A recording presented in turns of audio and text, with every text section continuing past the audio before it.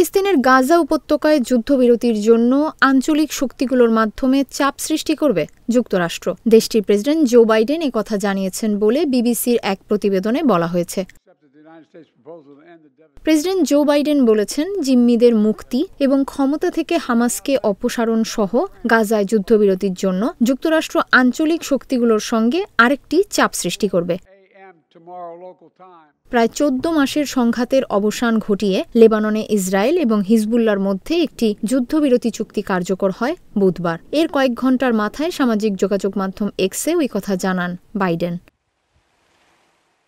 Hamas বলছে তারা গাজায় যুদ্ধবিরতি চুক্তির আশা করেছিল, কিন্তু ইসরায়েল দাবি প্রত্যাখ্যান করে চলেছে। তারা বিষয়টিকে আত্মসমর্পণ বলে মনে করে। ২০২৩ সালের ৭ অক্টোবর ইসরায়েলে হামলা করে হামাস। এতে প্রায় ১২০০ জন নিহত হয় এবং ২৫১ জনকে জিম্মি করা হয়। এরপর ওই দিন থেকেই গাজায় ব্যাপক হামলা শুরু করে ইসরায়েল। হামাস পরিচালিত স্বাস্থ্য মন্ত্রণালয়ের মতে তখন থেকে গাজায় ৪৪,০০০-এর বেশি মানুষ নিহত এবং বহু মানুষ আহত হয়েছে। কাতার সম্প্রতি ফিলিস্তিনি ভূখণ্ডে একটি যুদ্ধবিরতি এবং জিম্মি মুক্তি চুক্তিতে মধ্যস্থতা করতে সহায়তা করার প্রচেষ্টা স্থগিত করেছে। দুই পক্ষ যথাযথভাবে এগিয়ে না আসায় এ অবস্থানে গেছে তারা। অবশ্য এরই মধ্যে হামাস লেবাননের যুদ্ধবিরতিতে ইতিবাচক প্রতিক্রিয়া জানিয়েছে, বলেছে তারা গাজায় একটি যুদ্ধবিরতি বিবেচনা করতে প্রস্তুত।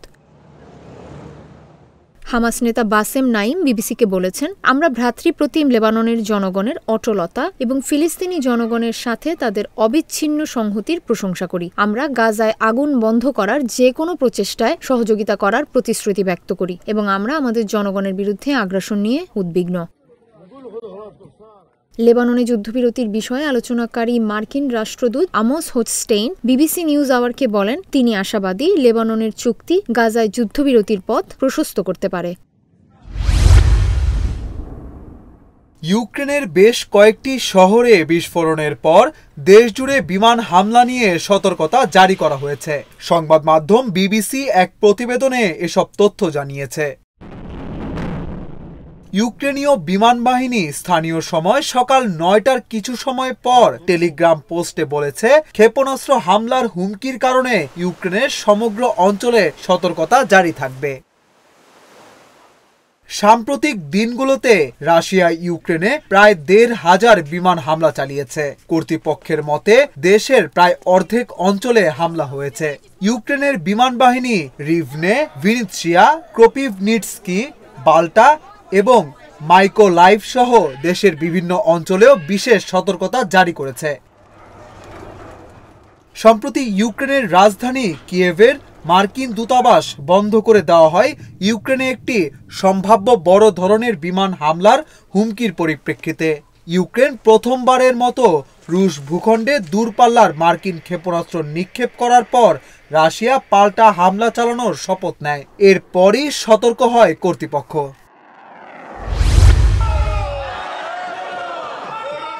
ভারতের লোকসভার এমপি হিসাবে শপথ নিলেন কংগ্রেস নেত্রী প্রিয়াঙ্কা গান্ধী। স্থানীয় সময় আজ বৃহস্পতিবার সকালে শপথ নেন তিনি। এবারই প্রথম লোকসভার সদস্য নির্বাচিত হয়েছেন প্রিয়াঙ্কা। ভারতীয় সংবাদ মাধ্যম এনডিটিভি জানায়, স্পিকার ওম বিড়লা ও অন্যান্য পার্লামেন্ট সদস্যদের উপস্থিতিতে প্রিয়াঙ্কা লোকসভায় শপথ বাক্য পাঠ করেন। প্রিয়াঙ্কার শপথ গ্রহণের সময় লোকসভার গ্যালারিতে কংগ্রেস সভাপতি মল্লিকার্জুন খার্গের সঙ্গে ভাই রাহুল গান্ধী ও স্বামী রবার্ট ভদ্রা উপস্থিত ছিলেন। ভাই রাহুল গান্ধীর ছেড়ে দেওয়া আসন থেকে উপনির্বাচনে বিজয়ী হন প্রিয়াঙ্কা। রাহুল দুটি আসনে বিজয়ী হয়েছিলেন। এপ্রিল-মে মাসে অনুষ্ঠিত ভারতের লোকসভা নির্বাচনে কেরালার ওয়ায়নাড ও উত্তরপ্রদেশের রায়বেরেলি আসন থেকে নির্বাচিত হন রাহুল। এরপর ওয়ায়নাড আসনটি ছেড়ে দিলে সেখান থেকে প্রিয়াঙ্কা উপনির্বাচনে প্রার্থী হন। গত ১৩ই নভেম্বর অনুষ্ঠিত ওই নির্বাচনে জয়ী হন তিনি। ওয়ায়নাড আসনটি অবশ্য কংগ্রেসের অন্যতম ঘাঁটি হিসেবে পরিচিত। উপনির্বাচনে প্রিয়াঙ্কার দুই প্রতিদ্বন্দ্বী ছিলেন বিজেপির স্থানীয় নেতা নব্য হরিদাস এবং কমিউনিস্ট পার্টি অফ ইন্ডিয়া সিপিআই-এর প্রার্থী সত্যায়ন মুকেরি। নিকটতম প্রতিদ্বন্দ্বী নব্য হরিদাসকে ৪,১০,৯৩১ ভোটের ব্যবধানে পরাজিত করেন প্রিয়াঙ্কা। পাকিস্তানের সাবেক প্রধানমন্ত্রী ইমরান খানের ডাকা চূড়ান্ত বিক্ষোভ কর্মসূচি ঘিরে সহিংসতার ঘটনায় ইমরান ও তার স্ত্রী সহ দলটির নেতাকর্মীদের বিরুদ্ধে ৮টি মামলা হয়েছে। ইসলামাবাদ পুলিশের পক্ষে বুধবার এ মামলা করা হয়। প্রধানমন্ত্রী শেহবাজ শরীফ দেশকে আন্দোলনের রাজনীতি থেকে মুক্ত করতে এবং স্থিতিশীলতা নিশ্চিত করতে কঠোর সিদ্ধান্ত নেওয়ার আহ্বান জানানোর কয়েক ঘণ্টা পরই পুলিশ মামলার পদক্ষেপ নেয়। বুধবার ফেডারেল মন্ত্রিসভার বৈঠকে ভাষণ দেওয়ার সময় শেহবাজ বলেন, আমাদের সিদ্ধান্ত নিতে হবে আমরা পাকিস্তানকে বাঁচাবো নাকি বসে যেতে দেব। আজ বৃহস্পতিবার জিও নিউজ এক প্রতিবেদনে এসব তথ্য জানিয়েছে। প্রতিবেদন বলছে, শাহজাদ টাউন, শিহালা, খান্না, শামস কলোনি, নুন, নীলোর, তরনল, বানিগালা সহ বিভিন্ন থানায় মামলাগুলো নথিভুক্ত করা হয়েছে।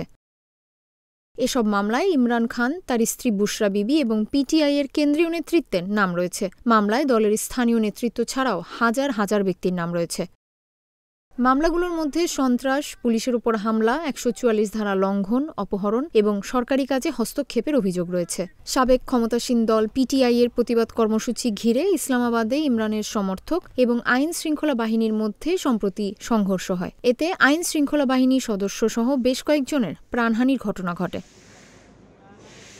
পুলিশের বাধা উপেক্ষা করেই ইসলামাবাদের ডি চক এলাকায় এগোতে থাকেন বিক্ষোভকারীরা। এক পর্যায়ে বুধবার ভোররাতে নিরাপত্তা বাহিনীর অভিযানে হঠাৎ করে বিক্ষোভ শেষ হয়। বুশরা বিবিও সমাবেশস্থলে পৌঁছাতে পারেননি।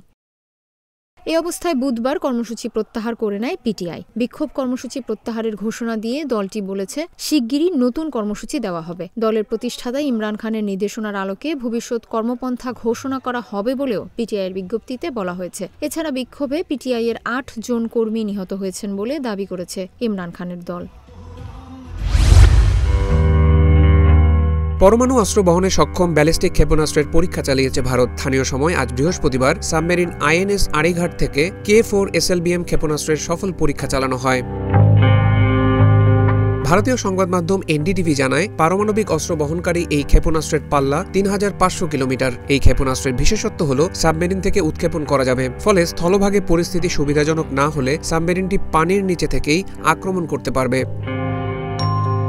K4 SLBM মূলত মাঝারি পাল্লার সাবমেরিন থেকে উৎক্ষেপণ করা পারমাণবিক ব্যালিস্টিক মিসাইল। দেশটির নৌবাহিনীর আরিহান্ত ক্লাস সাবমেরিনে স্থাপন করা হয়েছে এটি। আইএনএস আরিহান্ত ও আড়িঘাট ভারতীয় নৌবাহিনীর অস্ত্রাগারের দুটি পারমাণবিক সাবমেরিন। এই সাবমেরিন ব্যালিস্টিক ক্ষেপণাস্ত্র নিক্ষেপ করার ক্ষমতা রাখে। বিশাখাপত্তনম ভিত্তিক শিপ বিল্ডিং সেন্টারে আগস্ট মাসে পারমাণবিক সাবমেরিন আড়িঘাটকে অন্তর্ভুক্ত করা হয়। এই ধরনের তৃতীয় সাবমেরিনটি এরই মধ্যে উন্মোচন করা হয়েছে। আগামী বছর নৌবাহিনীর বহরে অন্তর্ভুক্ত করা হবে বলে আশা করা যাচ্ছে। সম্প্রতি দূরপাল্লার হাইপারসনিক ক্ষেপণাস্ত্রের সফল পরীক্ষা চালিয়েছে ভারত, যা দেশের সামরিক শক্তিকে কয়েক গুণ বাড়িয়ে দিয়েছে বলে মনে করা হয়।